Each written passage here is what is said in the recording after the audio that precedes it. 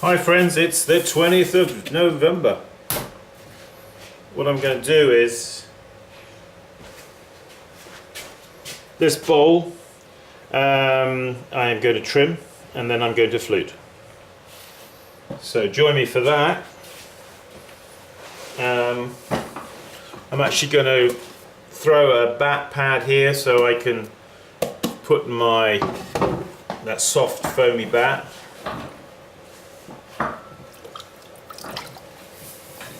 So although most wheels do these days, but some potter's wheels, like when I worked for Dad in the pottery, we didn't have any wheels that had bat pins. So we had to learn how to throw down a pad of clay and then attach our round bats on top of a pad of clay, which is what I'm going to do now. So I'm just throwing this, pushing the clay out, basically just making it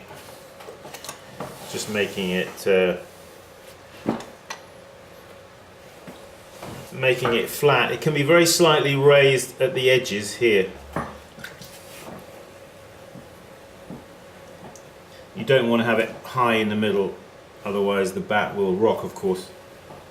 So like that, that's about it.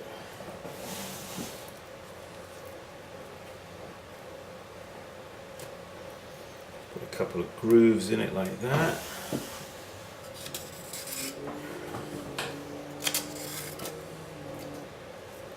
Like that and like that. So now it's going to get this and drop it down on there and then tap center it.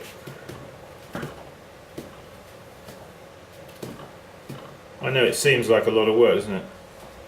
Especially if you're used to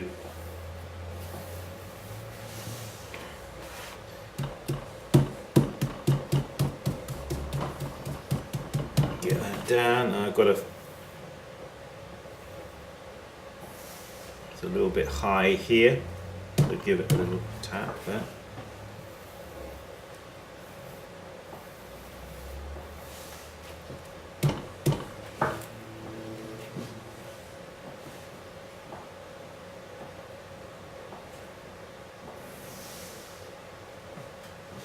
Dee, dee, dee, dee, dee.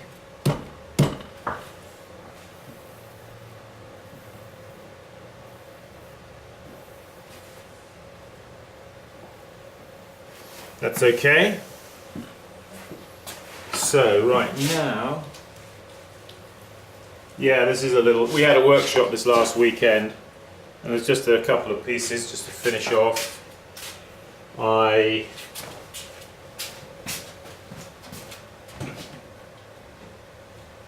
did a few demos as I do. This was some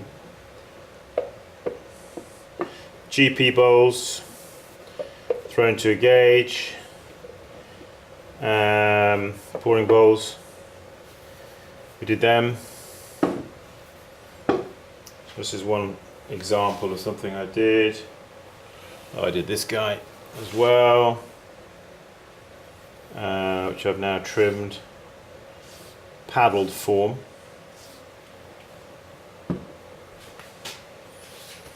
So this guy was a bowl, a squared off bowl with these indentations, but we've got to trim the foot.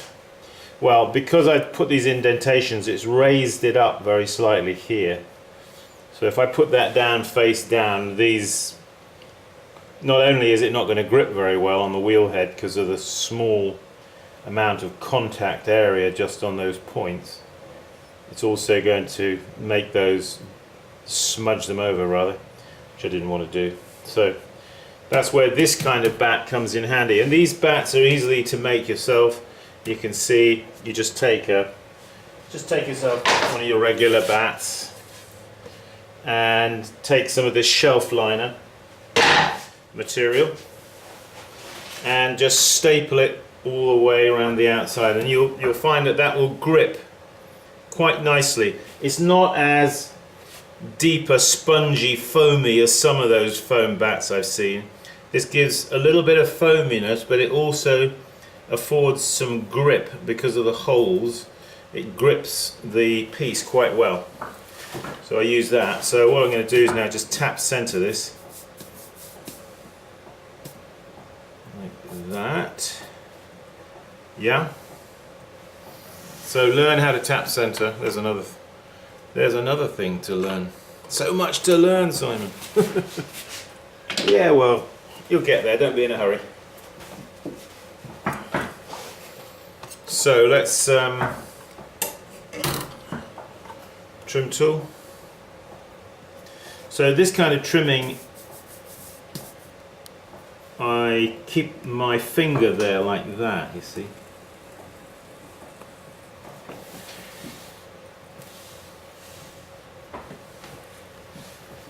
And let's bring that camera down for a bit of detail. Whoops, we like the detail, don't we? Yeah. A bit of detail. Oh, we'll zoom out again afterwards. Otherwise, I want you to see some of what is going on. Well, here I'm probably going to take that in a bit like that.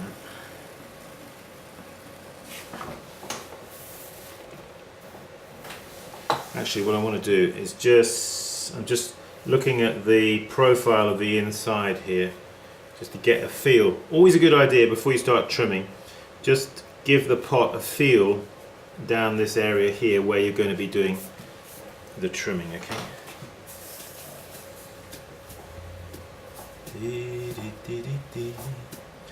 So bring that back into center. Okay, so yeah, so I'm probably going to just change the angle here. That'll allow me then to have a slightly deeper foot. But I can't trim too much because I've got these indentations, you see, which are going to get in the way of my tool.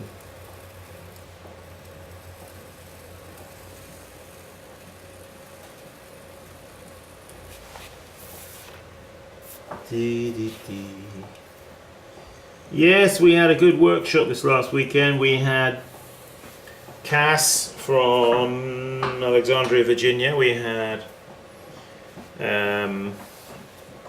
Mariah and Tammy. They came from Fire Me Up Studio. Big hello to all those up there in the Fire Me Up Studio. And also we had Nikki from Cleveland, Tennessee. So we all did some practicing together, and it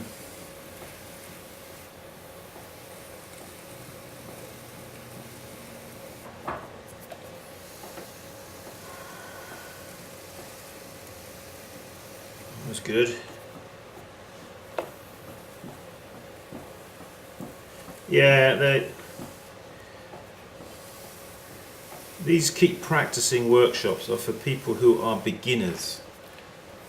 I'd say that, but it's also for people who are not just beginners. So if you ever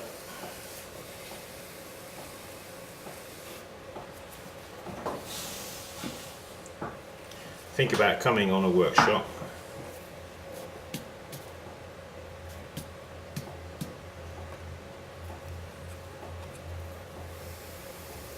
don't think that you're going to be, you've got to have reached a certain standard or something. Just come as you are. You can come no other way.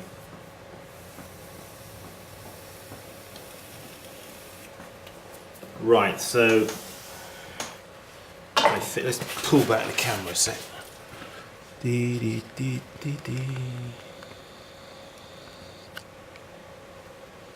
Like that. Yeah.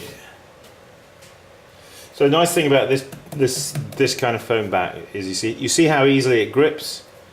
and with my finger on the top while I'm doing the trimming, a little bit of downward pressure causes it to grip into the mat, so to speak. Alright, so there's the bowl. What I wanted to do, let me see, I've got a selection of, well, they're all pretty much the same actually, they're broken off. I find that the best implement for doing fluting are these broken off hacksaw blades, and they typically, like this one, which was once one piece, well, at the end here you see it's rounded, isn't it? It's got a round end where it joins at one end of the hacksaw. In the middle, where it was broken, there I can have more of a right angled flat end, and again rounded on the other end. But you can also use the teeth here to go down the side of a pot to give decoration. So out of one hacksaw blade you get like basically three kinds of effect. Alright, so I'm just going to try to flute that there. I'll start off with the camera there, and then I'll move in for some detail. Oops. Right, so different ways of fluting. Typically, normally fluting is done downwards, vertically. That's the most common kind of fluting. Let me show you an example of that. Let me see. Here's one. This is probably the most common kind of fluting that I do. Is that type vertically. In this case, though, I'm going to do a different kind. Of fluting. It's at the right point now. I don't want it to get any. I'm going to try and do this here at the wheel. That's not actually what I usually do, but just for the ease of, as we're all kind of set up with the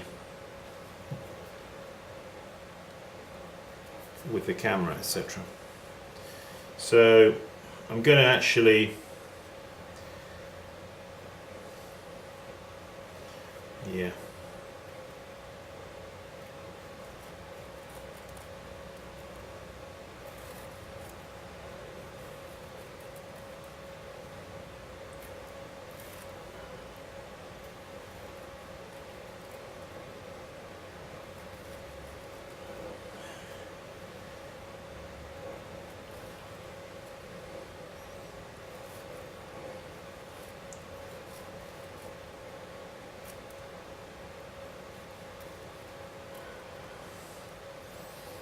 doing this, as you can see,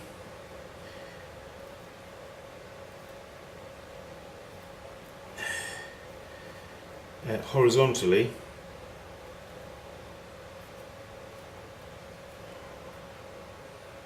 To be a bit careful because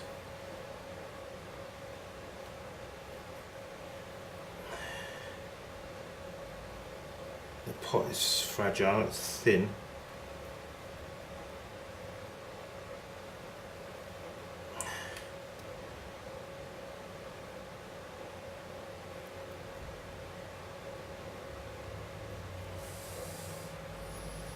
Alright, so that has created that effect. Hope you can see that. That's my first attempt anyway. So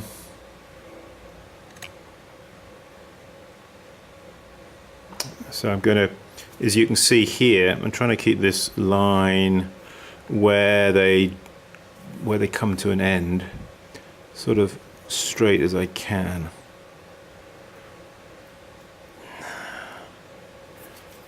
On this right edge here.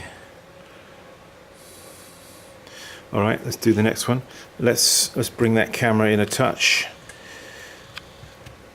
Yeah, this is horizontal fluting.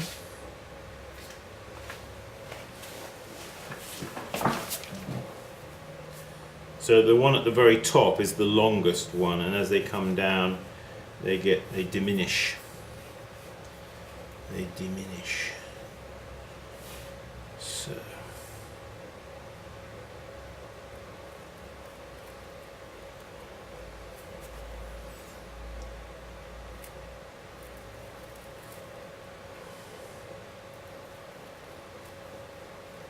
Not only that, they're not just straight, they're very slightly bowed.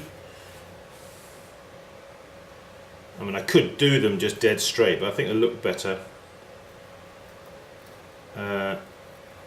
Slightly bowed like I'm doing.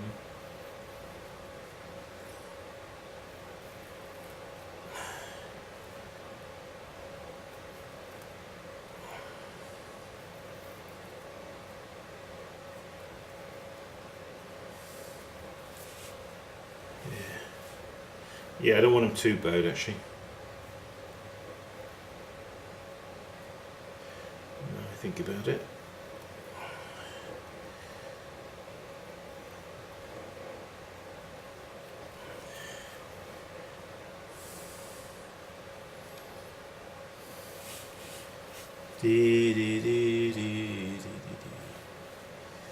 Yeah, as you get more, as you get better at fluting, you can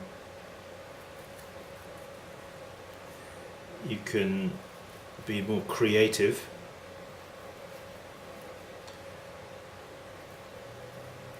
In the way you do it.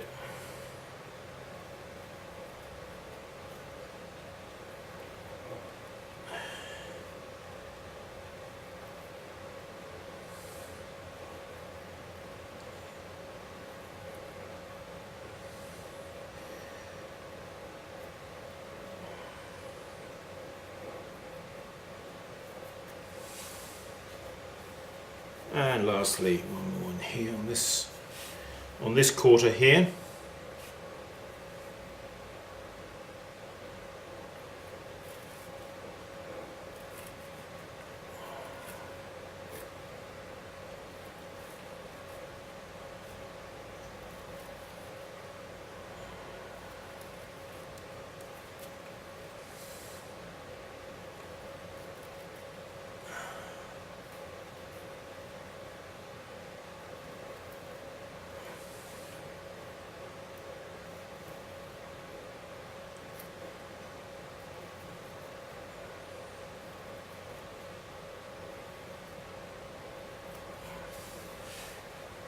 Yeah, we did. I didn't manage to finish this on the workshop. So those who were on the workshop,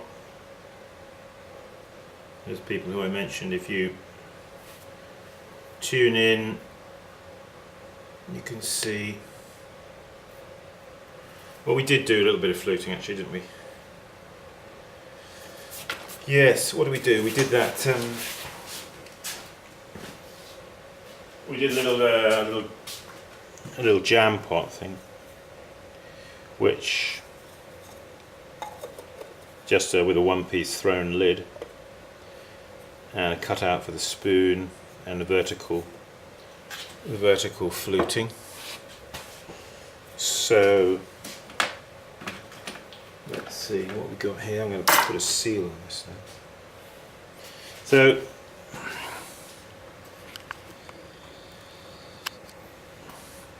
there you are, you can see it's sort of decorative little bowl.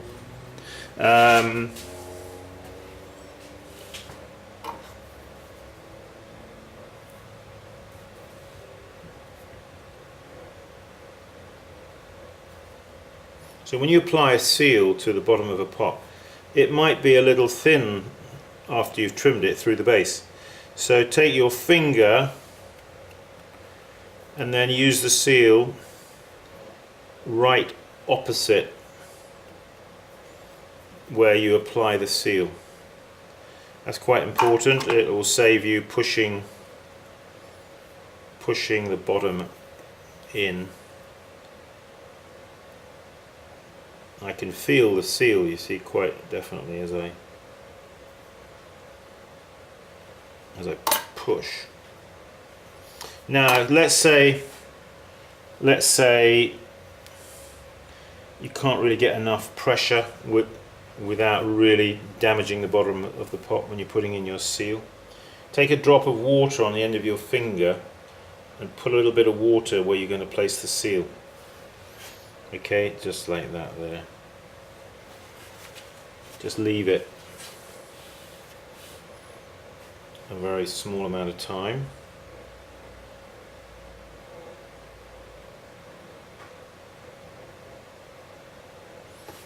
Now this is a different seal. This says 2018.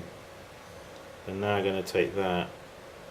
And as you apply the seal, apply pressure down, but twist the seal a little bit. I'm exaggerating now, you see what I'm doing. As you apply pressure down, twist it a little bit like that, left and right. You'll find you'll get a better impression.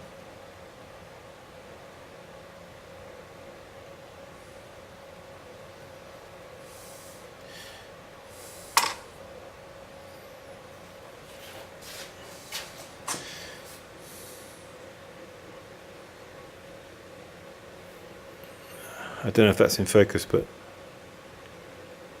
I'm just trying to show you. Anyway, so there it is. A few tips there for you.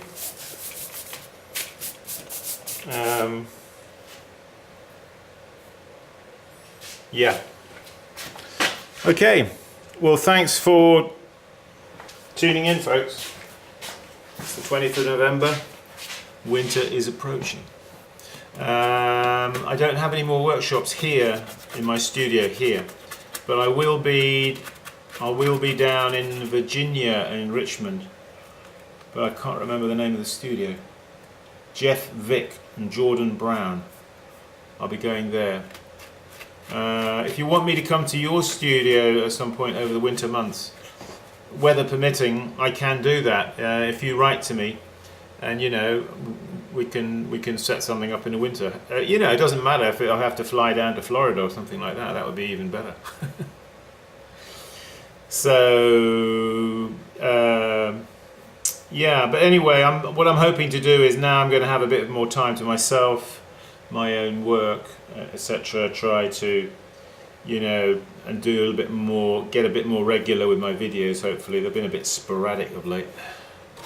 So that's about it. Thanks for joining us. Don't forget, keep practicing.